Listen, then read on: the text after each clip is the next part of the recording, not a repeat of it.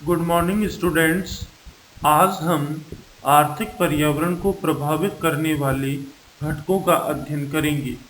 मैं doctor Surendra Yadav. Students, जैसा आप पिछले वीडियो में देख चुके हो कि आर्थिक पर्यावरण को जो घटक प्रभावित करते हैं उन्हें वृहद रूप से दो भागों में बांटा जा सकता है। कुछ घटक आर्थिक घटक होते हैं और कुछ घटक गैर आर्थिक घटक जिसमें सामाजिक सांस्कृतिक घटक सम्मिलित होते हैं। इसी आधार पर हम इन घटकों को जिनका हम यहाँ अध्ययन करने जा रहे हैं दो वर्गों में वर्गीकृत करेंगे, आर्थिक घटक और गैर आर्थिक घटक। बच्चों, आर्थिक घटक वे घटक होते हैं जो आर्थिक क्रियाओं के साथ में जुड़े हुए होते हैं, आर्थिक क्रियाओं के साथ में रहकर आर्थिक क्रियाओं को प्रभावित करते हैं। जिस प्रकार हम कोई भी एक उत्पादन कार्य प्रारंभ करें और उत्पादन कार्य प्रक्रिया के दौरान यदि कच्चे माल की कमी आ जाए या श्रमिकों द्वारा हड़ताल कर दी जाए या और किसी प्रकार के वित्तीय सहयोग की अनुपस्थिति या उसमें कोई बाधा उत्पन्न हो जाए तो यह स्थिति आर्थिक घटक होगी जो आर्थिक क्रियाओं के साथ में रहकर उनको प्रभावित कर रही है। आर्थिक घटकों के अंतर्गत अनेक घटक या अनेक तत्व सम्मिलित किए जाते हैं। यहाँ एक सूची दी हुई है जिसमें उन सभी घटकों को दर्शाया गया है जो आर्थिक घटक के रूप में आर्थिक क्रियाओं को प्रभावित करते हैं, यानी आर्थिक क्रियाओं के साथ रहकर वे आर्थिक क्रियाओं की गति या तो बढ़ा देते हैं या उनकी गति को कम करते हैं।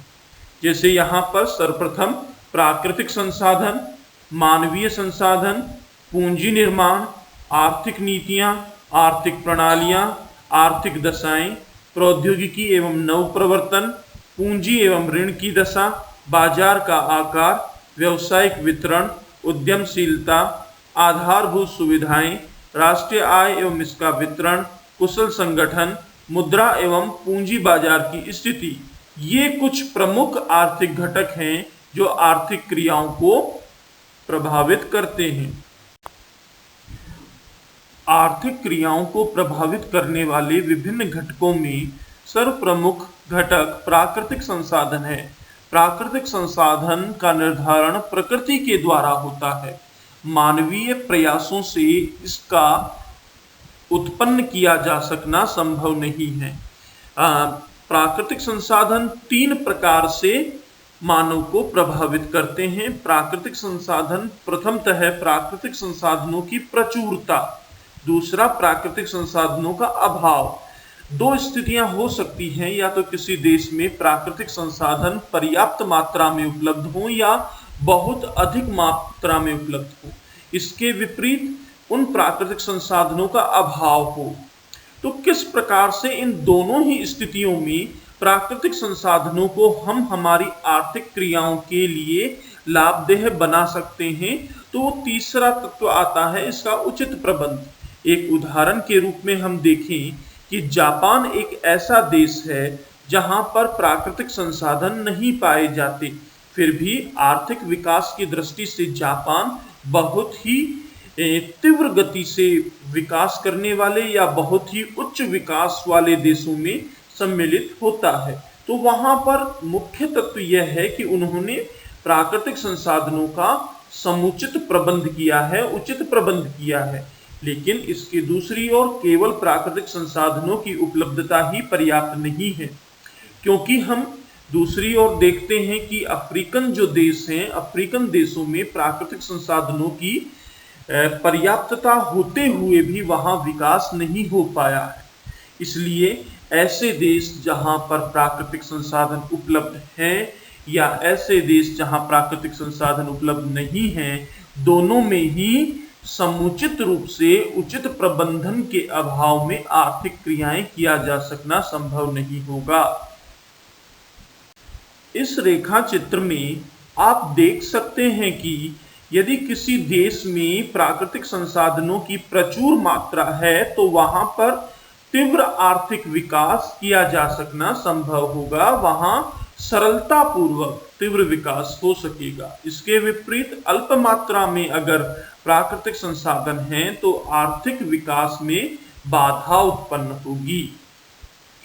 वहीं यदि ऐसा देश जहां अल्प मात्रा में प्राकृतिक संसाधन हैं लेकिन उसने उन प्राकृतिक संसाधनों का उचित प्रबंधन किया है तो वह भी तीव्र आर्थिक विकास कर सकेगा।